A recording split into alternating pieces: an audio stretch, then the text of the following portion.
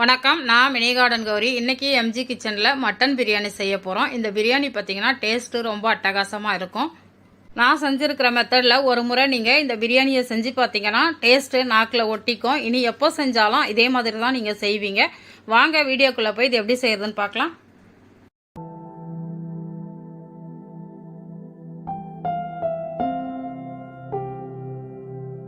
பிரியாணி செய்கிறதுக்கு பார்த்தீங்கன்னா 1 kilo mutton வாங்கி நல்லா கழுவி சுத்தம் பண்ணி வச்சுருக்கேன்.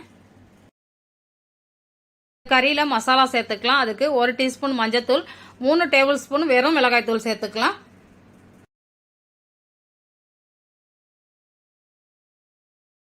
இது கூடவே 2 டீஸ்பூன் அளவுக்கு மிளகுத்தூள் சேர்த்துக்கலாம். அடுத்து 1 டீஸ்பூன் இஞ்சி பூண்டு பேஸ்ட் சேர்த்துக்கலாம். கூடவே இதுக்கு தேவையான அளவு உப்பும் சேர்த்துடலாம். அடுத்து 1/4 கப் அளவுக்கு புளிப்பில்லாத தயிர் சேர்த்துக்கலாம். இது கூடவே ஒரு சின்ன லெமனில் பாதி எடுத்து வச்சிருக்கிறேன். அதையும் ஜூஸ் பிழிஞ்சு இதோடையே சேர்த்துடலாம். நான் லெமன் இதுலேயே புழிஞ்சிடுறேன்.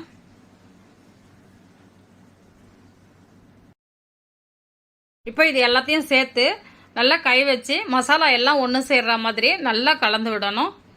நம்ம சேர்த்துருக்கிற உப்பு காரம் எல்லாமே கறியோட ஒட்டி பிடிக்கணும். அதனால் நல்லா கலந்து விடுங்க. இந்த மாதிரி எப்போவுமே பிரியாணி செய்கிறதுக்கு முன்னாடி மட்டன்லையாக இருந்தாலும் சிக்கன்லையாக இருந்தாலும் இந்த மாதிரி மசாலாலாம் சேர்த்து நீங்கள் கொஞ்சம் நேரம் ஊற வச்சுட்டு செஞ்சீங்கன்னா உங்களுக்கு டேஸ்ட்டு ரொம்ப சூப்பராக இருக்கும். இப்போ பாருங்கள், இந்த மாதிரி நல்லா கலந்து விட்டதுக்கப்புறம் நம்ம ஒரு பிளேட் போட்டு மூடி வச்சிடலாம். இது 1 மணி நேரம் நல்லா ஊறட்டும். ஊறினதுக்கப்புறம் பார்க்கலாம்.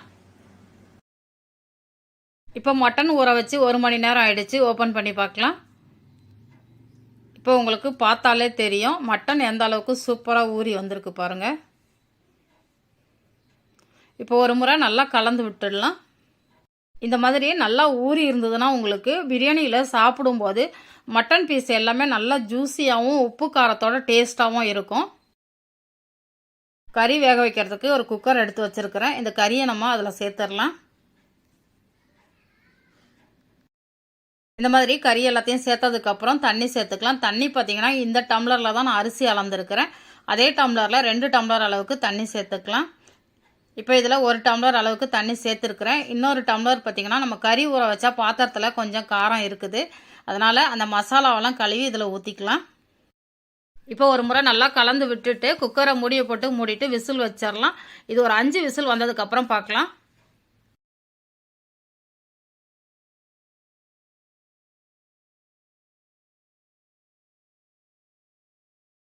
குக்கரில் பார்த்தீங்கன்னா 5 விசில் வந்துட்டு ஏர்லாம் ரிலீஸ் ஆகிடுச்சு. குக்கரை ஓப்பன் பண்ணி வச்சுருக்கிறேன். கறியும் பார்த்தீங்கன்னா நல்லா சூப்பராக வெந்து வந்திருக்குது.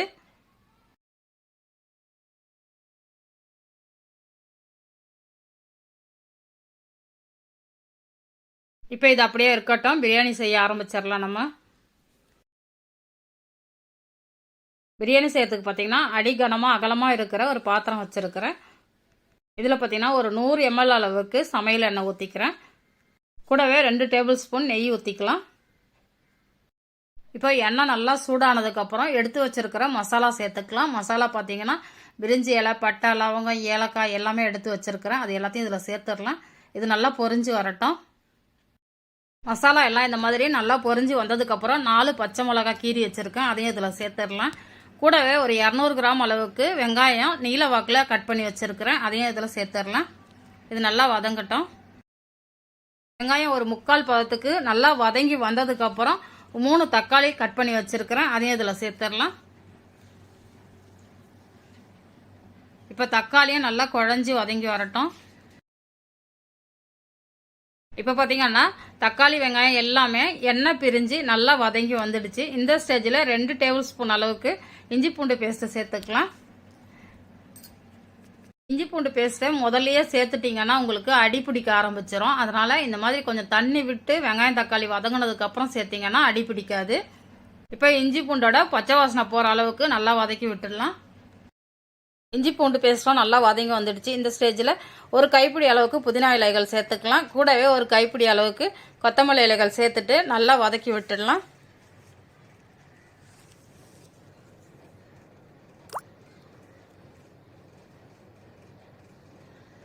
அடுத்து 1/2 கப் தயிர் எடுத்து வச்சிருக்கிறேன். அதையும் இதில் சேர்த்து நல்லா கலந்து விட்டுடலாம்.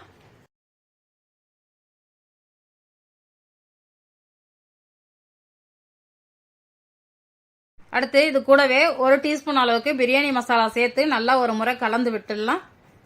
இதில் சேர்த்துருக்கிற மசாலா எல்லாமே பார்த்தீங்கன்னா நான் வீட்டில் அரைச்சது தான் சேர்த்துருக்கிறேன். அடுத்து வேக வச்சிருக்கிற மட்டனை இதில் சேர்த்துடலாம். மட்டனை சேர்த்துட்டு ஒரு முறை நல்லா கலந்து விட்டுடலாம்.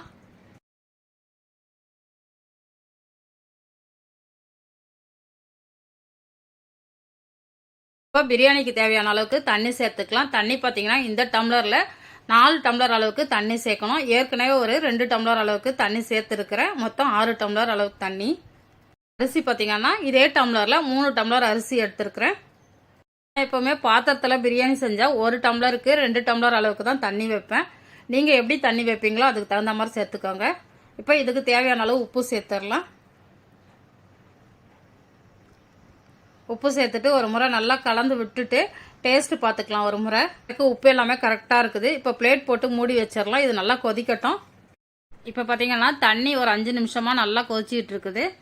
இந்த ஸ்டேஜில் நம்ம அரிசியை சேர்த்துடலாம். அரிசி பார்த்தீங்கன்னா 3 டம்ளர் அரிசி ஒரு அரை மணி நேரத்துக்கு முன்னாடியே ஊற வச்சு ரெடியாக வச்சுருக்கிறேன். அந்த அரிசி அதில் சேர்த்துடலாம். தண்ணியெல்லாம் இல்லாமல் தண்ணி வடிச்சிட்டு சேர்த்துக்கலாம்.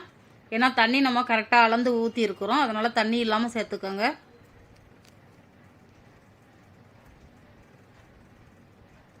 அரிசி போடும்போது பார்த்தீங்கன்னா இந்த மாதிரி ஒரே இடத்துல போடாமல் இந்த மாதிரி கொஞ்சம் எல்லா இடத்துலையும் தூணா மாதிரி போட்டு விடுங்க. அரிசி சேர்த்துட்டு உடனே கலந்து விடக்கூடாது. பிளேட் போட்டு மூடி வச்சிருங்க. இது ஒரு கொதி வரட்டும். அதுக்கப்புறமா நம்ம கலந்து விடலாம். இப்போ பார்த்தீங்கன்னா அரிசி போட்டதுக்கப்புறம் மறுபடியும் கொதிக்க ஆரம்பிச்சிருக்குது. இந்த ஸ்டேஜில் பிளேட்டை எடுத்துட்டு நம்ம ஒரு முறை கலந்து விட்டுடலாம். கலக்கிறது பார்த்தீங்கன்னா கொஞ்சம் பொறுமையாக அரிசியெல்லாம் உடையாமல் கலந்து விடுங்க. இந்த மட்டன் பிரியாணியில் பார்த்தீங்கன்னா மசாலா காரம் எல்லாமே பார்த்தீங்கன்னா கம்மியாக தான் சேர்த்துருப்பேன். உங்களுக்கு வேணும்னா கூட்டியோ குறைச்சியோ சேர்த்துக்கோங்க. இந்த மாதிரி குறைவான அளவில் மசாலா சேர்த்து நீங்கள் பிரியாணி பண்ணிங்கன்னா பிரியாணியோட டேஸ்ட்டும் வாசனையும் ரொம்ப நல்லா இருக்கும். அதே சமயம் நீங்கள் எவ்வளோ சாப்பிட்டாலும் உங்களுக்கு திகட்டாது. நார்மலாக ரைஸ் சாப்பிட்ற மாதிரி ஃபீல் ஆகும். டேஸ்ட்டும் ரொம்ப அட்டகாசமாக இருக்கும். ஒரு முறை ட்ரை பண்ணி பாருங்கள். இப்போ மறுபடியும் பிளேட் போட்டு மூடி வச்சிடலாம். ஒரு 2-3 நிமிஷம் அப்படியே இருக்கட்டும். இப்போ ஒரு 3 நிமிஷம் ஆயிடுச்சு. ஓப்பன் பண்ணி பார்க்கலாம். இப்போ நம்ம ஊற்றினா தண்ணி எல்லாமே கொஞ்சம் இழுத்துக்கிட்டு நல்லா வேக ஆரம்பிச்சிருக்குது. இந்த ஸ்டேஜில் கொஞ்சம் கொத்தமல்லி புதினாவை தூவிட்டு கலருக்காக கொஞ்சமாக கேசரி பவுடரில் கொஞ்சம் தண்ணி சேர்த்து கலந்து வச்சுருக்கிறேன். அதை ஒரு 4-5 ட்ராப்ஸ் மட்டும் ஊற்றிக்கலாம். இது ஆப்ஷனல் தான். உங்களுக்கு வேணும்னா ஊற்றிக்கோங்க, இல்லாட்டினா ஸ்கிப் பண்ணிக்கோங்க. இப்போ லைட்டாக ஒரு முறை கலந்து விட்டுடலாம். கொஞ்சம் பொறுமையாகவே கலந்து விடுங்க. இந்த மாதிரி நல்லா கலந்து விட்டதுக்கப்புறம் தம் போட்டுடலாம். தம் போடுறதுக்கு பார்த்தீங்கன்னா அடுப்பை லோ ஃப்ளேமுக்கு மாற்றிட்டு ஒரு தோசைக்கல்லை நல்லா சூடு பண்ணி வச்சுருக்கிறேன். அதை இது மேலே வச்சுட்டு நம்ம பிரியாணி பாத்திரத்தை தூக்கி அந்த தோசைக்கல் மேலே வச்சிடலாம். அடுத்து பார்த்தீங்கன்னா வாழை இலையை வச்சு இந்த ரைஸ் மேலே நல்லா மூடி விட்டுருங்க. நல்லா 2 வாழை இலையை வச்சு இந்த மாதிரி நல்லா டைட்டாக கவர் பண்ணி விட்டுட்டு மறுபடியும் பிளேட் போட்டு மூடி வச்சிடலாம். அடுத்து இந்த பிளேட்டுக்கு மேலே வெயிட்டான பொருள் ஏதாவது தூக்கி வைங்க. நான் பார்த்தீங்கன்னா இஞ்சி பூண்டு நசுக்கிற கல் தான் வைக்கிறேன். நீங்கள் ஒரு பாத்திரத்தில் தண்ணி வேணாலும் பிடிச்சி வச்சுக்கோங்க. அடுப்பு அந்த லோ ஃப்ளேம்லேயே இருக்கட்டும். இது அப்படியே ஒரு 8-10 நிமிஷம் அப்படியே இருக்கட்டும். அதுக்கப்புறம் ஓப்பன் பண்ணி பார்க்கலாம். இப்போ நம்ம தம் போட்டு மூடி ஒரு 10 நிமிஷம் ஆயிடுச்சு. இப்போ ஓப்பன் பண்ணி பார்க்கலாம். இந்த மாதிரி வாழை இலையில் கொஞ்சம் தண்ணி இறங்கி இருக்கும். இதை இந்த பிரியாணியில் படாமல் எடுத்துருங்க.